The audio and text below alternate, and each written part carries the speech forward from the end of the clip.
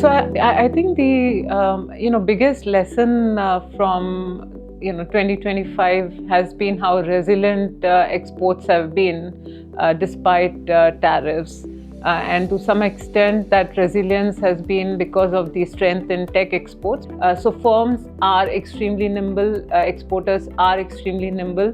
What we find is that for many exporters in Southeast Asia, they have increased their export prices to the US. But of course, they are also seeing some margin pressure, but they've also partly passed it on to US consumer.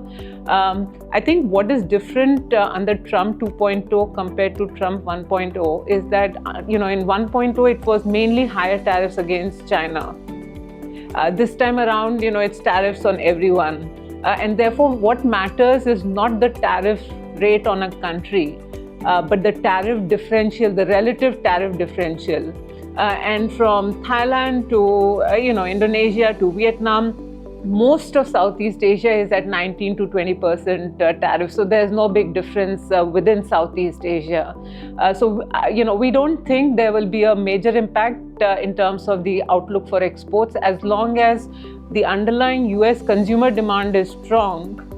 There'll be some pass-through to US, some margin pressure for Asian exporters, but broadly we think exports will stay strong. And I think the brighter side from this is that most of Asia is looking out for new markets. So diversification away from US is a big focus right now. Yeah, no, absolutely. So while Asia was signing trade deals with the US, there were also deals signed with China. So the version 3.0 takes it to the next level in terms of more digital partnership, more green partnership, and I think with the US stance on trade, most of Asia is looking to diversify. And we've seen across countries a lot of free trade agreements that have either been signed or countries are exploring new FTAs within Asia, Asia with Europe, with Latin American countries, with Canada, and therefore diversification is the big focus. Within Asia, historically Asia has been more of a producer complex, with the US and Europe being the consumer complex. Going forward, we think a lot of the Asian countries are looking to increase domestic demand, boost domestic consumption. So consumption within Asia should also increase. Therefore, we should see a lot more intra-Asian trade. Historically, this has been more in intermediate products. Going forward over time, we should see more final goods trade within the region also increase. A crucial precondition for this to happen is, one, countries need to boost domestic demand and consumption. Number two, they need to stay open while they are boosting consumption demand, and three, to ensure that none of the region they are acting more responsibly in terms of supply chain choke points. So if that happens, then we do think that more intra-Asian integration, not just on trade but also investment flows, is likely to happen.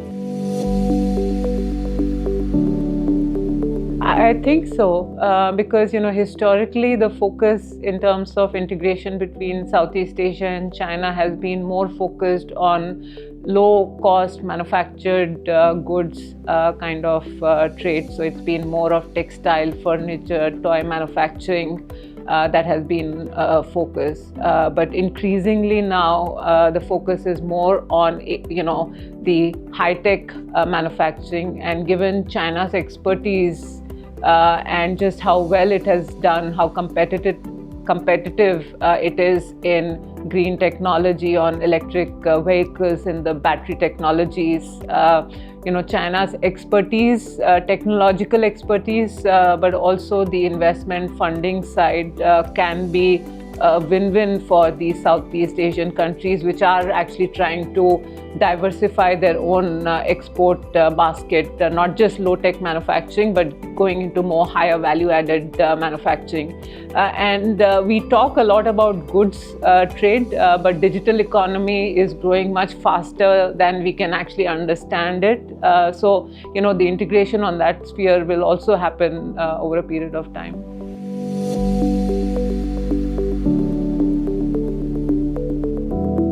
So you're right, it's been a very challenging from a flow perspective for Southeast Asia. I think there are a few factors that have driven this underperformance. Number one is, 2025 has only been about AI and tech cycle. And therefore the beneficiaries are more in North Asia, whereas Southeast Asia does not have the AI themed stories and companies. So that's been one reason. Second, when the tariffs were announced in April, that came as a big shock, and the concern was that exports will slow much faster. And three, there are specific idiosyncratic issues that have cropped up.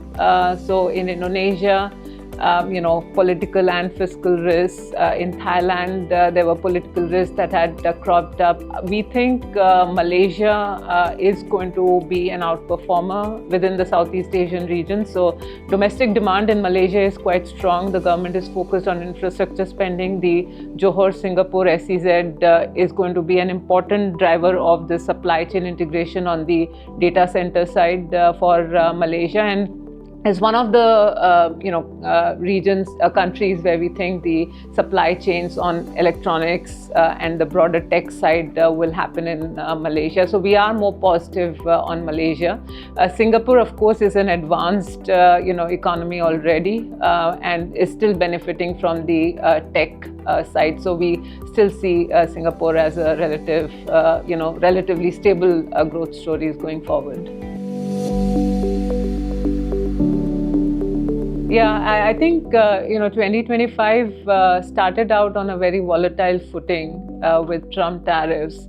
But as we close 2025, I think we've been positively surprised by how resilient growth has been despite all the volatility. So as we look forward, we think growth across Asia should be closer to trend.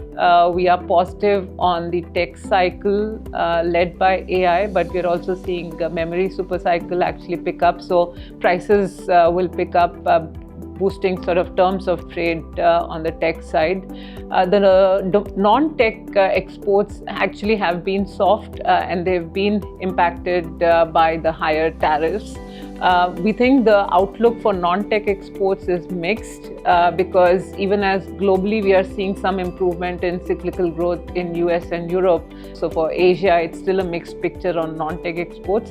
Whereas the third leg, which is domestic demand, is mixed. But in the last 12 months, we have seen a lot of policy easing come through. So with inflation low and lagged effects of policy easing, we think there should be some improvement in domestic demand. Black swan event, by definition, one cannot predict what the black swan event is. So there are lots of policy-related risks, geopolitical risks. I think weather, climate change related risks is a big issue for the region. Any kind of weakness in US labor market or US inflation being very stickier than expected, which changes the path for US Fed and therefore impacts dollar and global capital flows. All of that could have repercussions. So I think Asian policymakers are on alert. And they are creating the space to respond to any potential risks that come in. And I would say, broadly speaking, Asia has done very well post the pandemic, in terms of focusing more on structural reforms, whereas, we've seen a lot of fiscal expansion in US and the West, Asian policymakers have actually been extremely prudent. So we think fundamentals are strong.